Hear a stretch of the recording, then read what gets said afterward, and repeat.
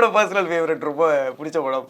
So நான் நேற்று கேட்குறப்ப டீமில் ரைட் இந்த ஃபோட்டோ கண்டிப்பாக வேணும் அப்படின்ட்டு. பென்சில்னு படம். So out of the zone sir அந்த படம். நல்ல படம். ஆக்சுவலி ஜிவி சாருக்கு ஃபஸ்ட்டு இன்ட்ரொடக்ஷன் படம் அதுதான் ஆக வேண்டியது. என்னோட ரொம்ப நெருங்கிய நண்பர் டைரக்டர் மணி நாகராஜ் அவர் இறந்துட்டார்.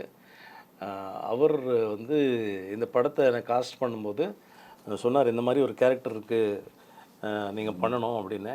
அப்புறம் லைன் சொன்னார், ரொம்ப இன்ட்ரெஸ்டிங்கான லைன் இருந்தது.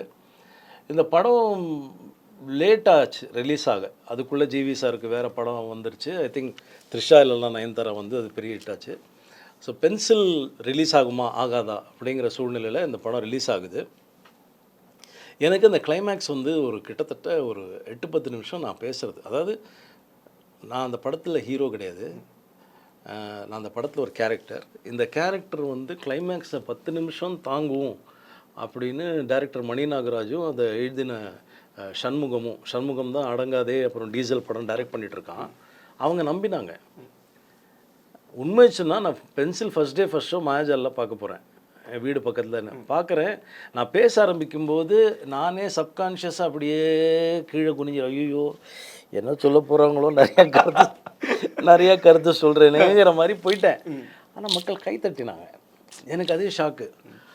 வெளியில் வந்த அப்புறம் இன்றைக்கி ஈவினிங் கமலா தேட்டரோட ஓனர் பேசினார்.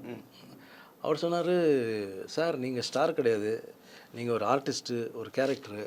ஆனால் இங்கே 4 ஷோலையும் கிளைமேக்ஸில் முடிஞ்ச அப்புறம் எல்லோரும் கைத்தட்டினாங்க சார் அப்படின்னாங்க. அது வந்து எனக்கு ரொம்ப பெரிய விஷயமாக தோணுச்சு.